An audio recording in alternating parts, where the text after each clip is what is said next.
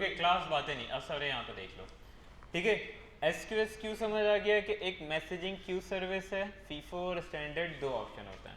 Same way में आप SNS पे जाओगे तो एसएनएस में भी आपको यही दो ऑप्शन मिल रहे होंगे, यही है।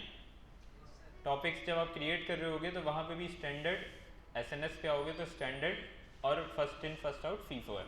अगर आपकी क्यू फीफो है तो एसएनएस से अगर आप लिंक कर रहे हो तो वो भी फीफो होना चाहिए। ठीक है, अगर एक चीज़ स्टैंडर्ड है दूसरी फीफो है तो वो नहीं चलेगा। ठीक है, वो एरर आ जाएगा। ठीक है, इसकी कुछ डिफ़ॉल्ट सेटिंग है वो खुद से देख लो। क्रिएट हो गई या मैं क्रिएट करके दिखा देता हूँ। Topic, display name, leave it leave it leave it, create topic. ठीक है, अच्छा अब यहाँ पे देखो एक टॉपिक क्रिएट हो गया हमारा। ठीक है, बहुत सिंपल सा काम था। बट अब हमने सिर्फ एक टॉपिक क्रिएट किया है। ठीक है, सब्सक्रिप्शन में होता है कि जहाँ भी हमारे जितने भी कंज्यूमर्स होंगे ना वो सारे कहाँ पर आ रहे होंगे, सब्सक्रिप्शन में। ठीक है, बेसिकली सब्सक्रिप्शन में। ठीक है, इस तरह से आप क्रिएट सब्सक्रिप्शन कर सकते हो कि सपोज करो मुझे एसक्यूएस क्यू में कोई मैसेज भेजना है। ठीक है, एसएनएस से मुझे लैम्डा को ट्रिगर करना है, मुझे डायरेक्ट काइनेसिस स्ट्रीम में कुछ मैसेज भेजना है, मुझे ईमेल नोटिफिकेशन भेजना है, तो ऐसे मल्टीपल बहुत सारे सब्सक्रिप्शन मेथड हो सकते हैं। तो जितनी भी सब्सक्रिप्शंस आ रही होंगी वो कहाँ पे आ रही होंगी, यहाँ सब्सक्रिप्शंस में। ठीक है, अच्छा इसमें और कुछ है नहीं, मल्टीपल सब्सक्रिप्शन हो सकते हैं, एक प्रोड्यूसर और हमारे पास कितने कंज्यूमर्स हो सकते हैं, मल्टीपल हो सकते हैं।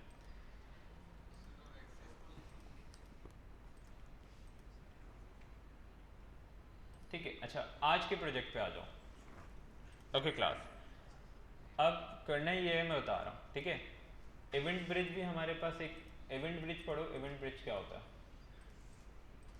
ठीक है, एक इवेंट ब्रिज एक सेपरेट टूल है पूरा। ठीक है, AWS event bridge. Event bridge क्या करता है, एक सर्वरलेस इवेंट बस, बेसिकली इवेंट ब्रिज जो है वो इवेंट ड्रिवन आर्किटेक्चर के लिए। ठीक है, कोई भी इवेंट अगर हुआ वो नोटिफिकेशन बस के फॉर्मेट में इवेंट बस कहलाती है वो। ठीक है, यहाँ पे लिखा है ना इवेंट बसेस।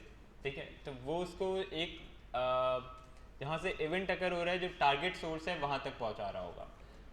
सर्वरलेस इवेंट बस है, connect applications and services using event driven architecture. तो बहुत सारे थर्ड पार्टी ऐसी सर्विसेज भी हैं जो इवेंट ड्रिवन अलाउ करता है, या बहुत सारी ऐसी सर्विसेज हैं। अगर आप इवेंट ड्रिवन पे आओगे तो इवेंट ब्रिज पे आओगे, सॉरी इवेंट ब्रिज पे आओगे तो दो तरीके के होते हैं, या तो रूल्स होते हैं या शेड्यूल्स होते हैं। शेड्यूल्स में सबको पता है क्या होगा, हाँ एक क्रॉन जॉब के बेसिस पे स्केड्यूल होगा, और जब भी वो टाइम हिट होगा उसके बेसिस पे वो टारगेट को रन कर देगा। रूल्स पे क्या है कि कोई ना कोई इवेंट अकर होगा, जैसे हम S3 में फाइल आ गई, हमने एक इवेंट ब्रिज लगाया हुआ है, वो फाइल लेके लैम्डा में पहुंचानी है, ग्लू में पहुंचानी है, तो ये काम कौन कर रहा होगा, इवेंट ब्रिज। अच्छा अब आज का आर्किटेक्चर समझो। ठीक है, सबसे पहले हमारे पास एक लैम्डा है, मैं रफ डायग्राम बना रहा हूँ। ठीक है, इसको थोड़ा सा,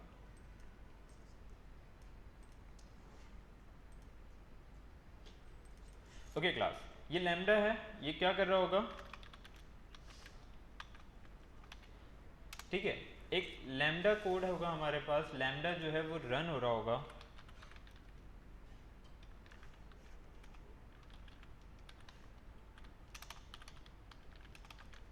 ठीक है, ये लैम्डा जो है वो कितनी देर पे रन हो रहा होगा, हर मिनट पे। किसको यूज कर सकते हैं हम, एसक्यूएस को कैसे यूज करेंगे, अगर मैं कह रहा हूँ हर मिनट पे मुझे यूज करना है लैम्डा, तो कैसे, हाँ क्रॉन जॉब कैसे, हाँ जो इवेंट ब्रिज स्केड्यूलर हम पढ़ रहे थे ना अभी, वो यूज होगा इवेंट ब्रिज। ठीक है, लैम्डा को वो ट्रिगर कर रहा होगा हर एक मिनट बाद। अच्छा लैम्डा क्या कर रहा होगा, लैम्डा का कोड मैं आपको दे रहा हूँ। ठीक है, ये डमी कोड है बट कुछ खास नहीं है। हर मिनट पे ये कुछ, हर मिनट पे ये 50 फाइल्स जो हैं वो S3 में सेव कर रहा होगा, सिर्फ इसका ये काम है। ठीक है, हर मिनट पे ये कितनी फाइल सेव कर रहा होगा, 50 फाइल जो है वो हर मिनट पे सेव कर रहा होगा। अच्छा अब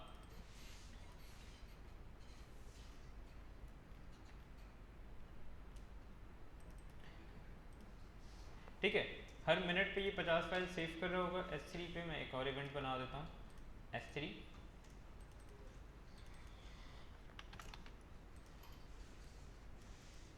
ओके गाइस, ठीक है 50 फाइल्स आ गई। अब हमें इनको आगे प्रोसेस करना है, ठीक है। आगे क्या करना है, आगे एक और लैम्डा होगा, ठीक है। लैम्डा क्या कर रहा होगा,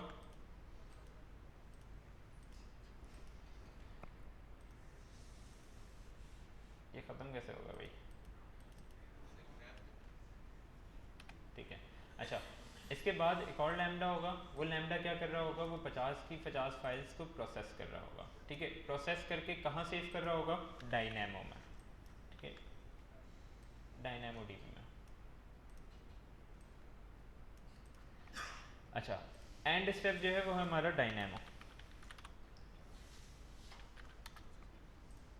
ठीक है। टाइम कम है तो मैं बहुत रफ डायग्राम बना रहा हूँ। अब मुझे बताओ, लैम्डा में मेरे पास S3 में फाइल्स आ गई, 50 फाइल्स आ गई, हर मिनट बाद रन हो रहा है, हर मिनट बाद दूसरे मिनट पे 100 फाइल्स, तीसरे मिनट पे 150 फाइल, चौथे मिनट पे 200 फाइल्स। तो अब मेरे पास ये लैम्डा हम आगे कैसे हैंडल कर रहे होंगे, S3 से कैसे ट्रिगर होगा, कैसे, वही तो मैं पूछ रहा हूँ। हाँ, एस एन एस नहीं, ठीक है। अब आपको करना ये है कि आप एक क्यू लगाओगे, मैं यहाँ पे एक डायग्राम, ठीक है, एक क्यू बना रहा हूँ सिंपल सी,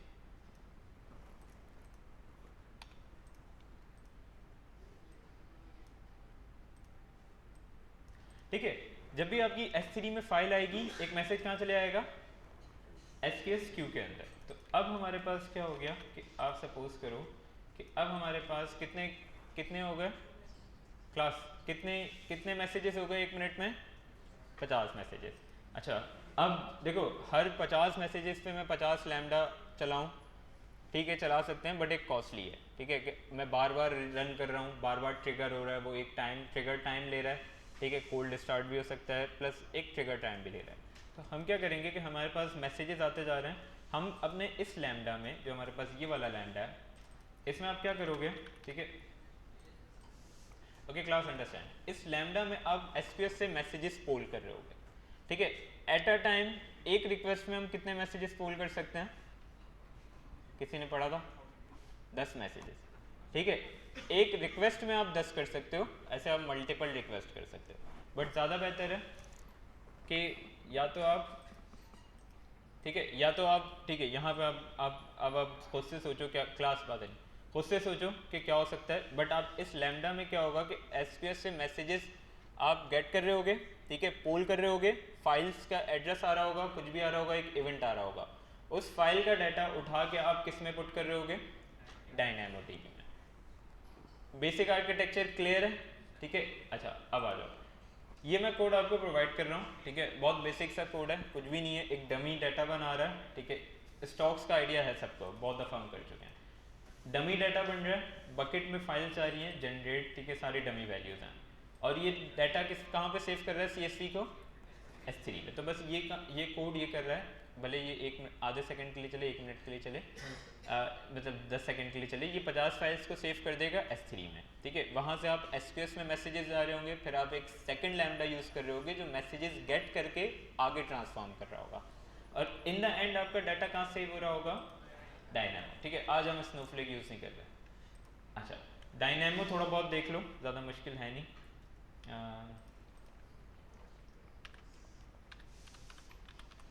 डायनेमो में डायरेक्ट यूआई से समझा देता हूँ।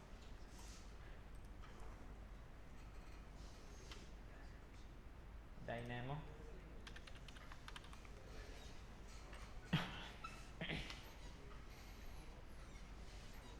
ओके क्लास, डायनेमो का आइडिया है सबको, ठीक है। एक नो सीक्वल डाटाबेस है, सबको पता है कि दो तरीके के मेनली हमारे पास,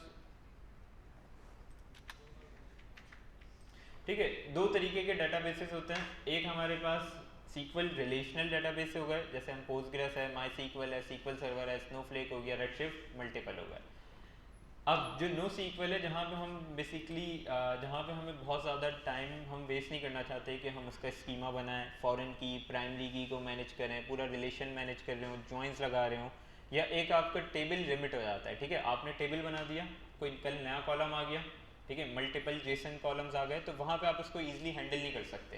तो उसके लिए हमारे पास मोंगो डीबी, जैसे जैसे मोंगो डीबी है इसके, ठीक है। तो याहू पे क्यों चले गया है, खैर। अच्छा, ठीक है। जैसे मोंगो डीबी है, मोंगो डीबी का रेप्लिका क्या है एडब्ल्यूएस में? Document dB. ठीक है, कल हमने डिस्कस किया था डॉक्यूमेंट डीबी। डायनेमो डीबी जो है वो नो सीक्वल को सपोर्ट करता है बट एडब्ल्यूएस का अपना है। ठीक है, मोंगो डीबी का रेप्लिका नहीं है, थोड़ा सा डिफरेंट है, but in the end work एक ही तरीके से करता है, बेसिकली नो सीक्वल को सपोर्ट करता है। ठीक है, fast flexible no SQL database, और ये क्यूरी भी सपोर्ट करता है डायनेमो। अच्छा, ठीक है, डायनेमो के टेबल पे आओ।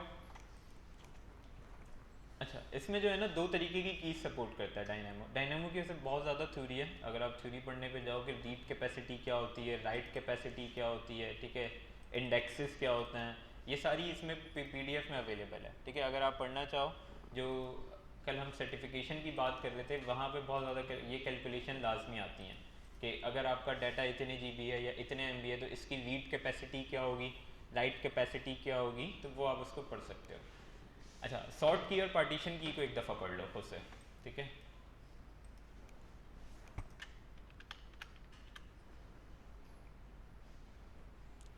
schemaless database है that requires only a table name and a primary key when you create a table। ठीक है, दो तरीके की कीज सपोर्ट करता है कि एक पार्टीशन की, जो प्राइमरी की होती है हमारे पास, it's a hash value that is use to retrieve. ठीक है, बेसिकली प्राइमरी की को ही यहाँ पे पार्टीशन की कह रहे हैं, बट इसको हैश वैल्यू में सेव करता है। सपोज मैं एक बना देता हूँ कि आइटम आईडी। ठीक है, मैं उस डाटा पे नहीं जा रहा, मैं एक जर्नल बना रहा हूँ जो कि स्ट्रिंग होगी। सॉर्ट की क्या है, जब अगर हमारे पास पार्टीशन की कोई ऐसी यूनिक नहीं है तो हम प्राइमरी की दोनों के कॉम्बिनेशन में बना सकते हैं। ठीक है, कि हमारे पास सॉर्ट की और पार्टीशन की दोनों की कॉम्बिनेशन में क्या मिलके बन रहा होगा, एक पार्टीशन की बन रही होगी, मतलब प्राइमरी की बन रही होगी। You can use the sort key as a second part of the tables primary key. The sort key allow you to sort search among all the items. ठीक है, तो बेसिकली इंडेक्सेस में बहुत हेल्प करती है, कि हमने इंडेक्सेस में देखा था ना कि सर्च करने के लिए, रिट्रीवल के लिए, वहाँ पे बहुत ज़्यादा हेल्प करती है। सपोज मैं भी एक सॉर्ट की बना लेते हैं, item ID, item name suppose. अच्छा, ओके क्लास, यहाँ पे देख लो, टेबल सेटिंग्स हैं कुछ डिफ़ॉल्ट और कुछ कस्टमाइज सेटिंग है। अगर आप कस्टमाइज पे जाओगे तो डायनेमो, स्टैंडर्ड और इनफ्रीक्वेंट एक्सेस, इसको छोड़ दो। कैपेसिटी कैलकुलेटर मैं ऊपर ऊपर से बता रहा हूँ, इसको थोड़ा सा पढ़ लेना। ठीक है, अगर आप सर्टिफिकेशन वगैरह पे जाते हो तो ये टॉपिक बहुत इंपॉर्टेंट होता है। खैर, इसको भी ऊपर ऊपर से देख लेना। अच्छा, टेबल क्लास डायनेमो स्टैंडर्ड है क्लास।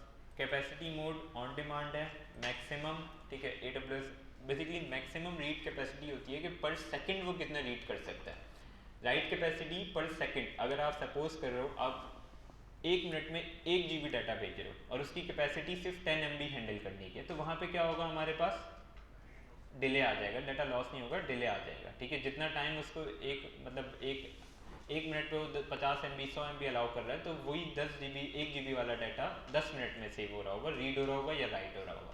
तो उस हिसाब से हम कैपेसिटी कैलकुलेट करते हैं कि हमारी नीड क्या है, रीड की भी और राइट की भी। ऐसा ना हो कि हम पैसे दिए जा रहे हो। ठीक है, हो सकता है ना हमारी रीड की कैपेसिटी 10 MB है, हमने रखी हुई 100 MB है, तो हम बेसिकली AWS को पैसे दे रहे हैं ना उसको मैनेज करने के लिए। इंडेक्सेस का सबको आइडिया है।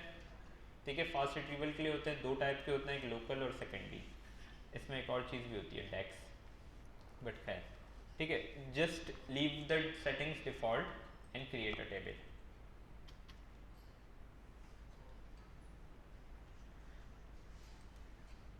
इसमें हम डाटा, ठीक है, क्रिएट हो जाए।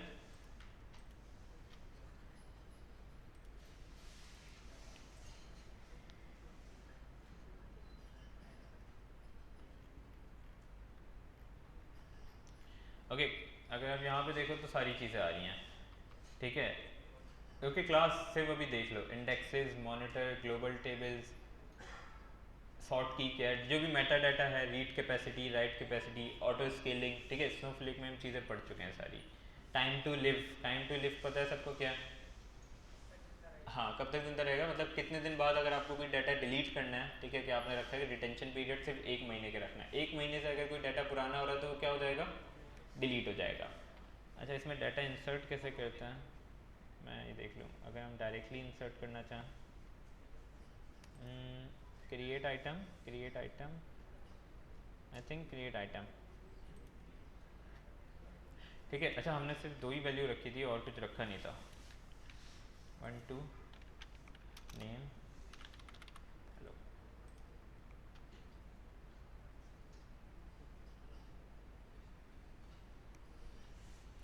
program has been saved. Dynamo tables. Okay एक और चीज़ जो बड़ी इंटरेस्टिंग है. ओके क्लास डाटा आ गया होगा वहाँ पे. पार्टिक्यूल. पार्टिक्यूल क्या करता है कि बेसिकली हमें कुछ फंक्शंस एसक्यूएल के प्रोवाइड करता है कि हम नो सीक्वल डाटाबेस में हम क्यूरी नहीं कर सकते. ठीक है, मोंगो किसी ने यूज़ किया है यहाँ पे. ठीक है, मोंगो में हम क्यूरी नहीं कर सकते, है ना. ठीक है, बट AWS हमें फंक्शन प्रोवाइड करता है कि आपका जो नो सीक्वल डाटाबेस है उस पर आप कुछ लिमिट तक क्यूरी कर सकते हो. ठीक है, जितने भी बेसिक फंक्शंस हैं, अगर मैं कहूँ सेलेक्ट ऑल, जैसे हम एथीना में करते थे, सेम वे में.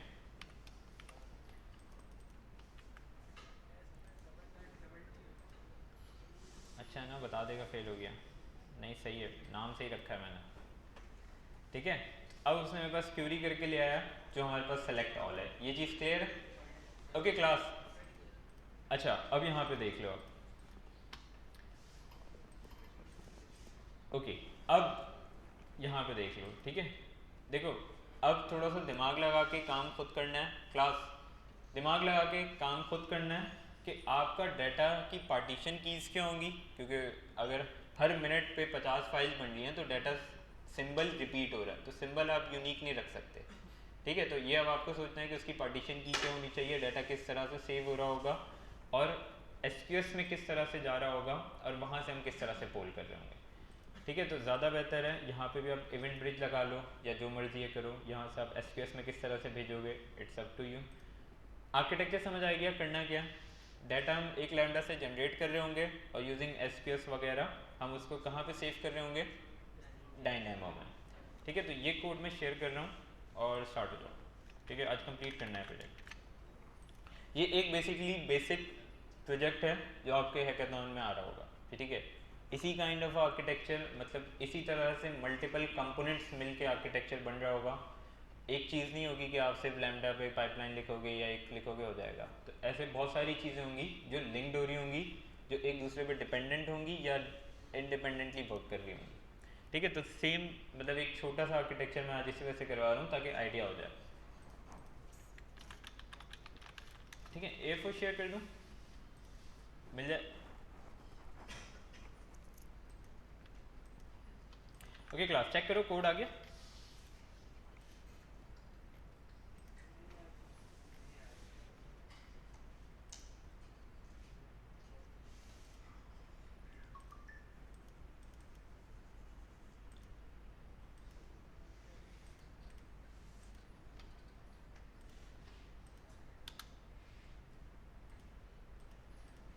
नहीं आ रहा, किसी एक के पास भी नहीं आ रहा.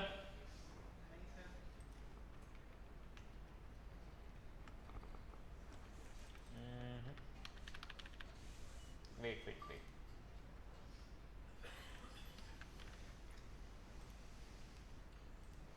मैं व्हाट्सएप कर रहा हूँ.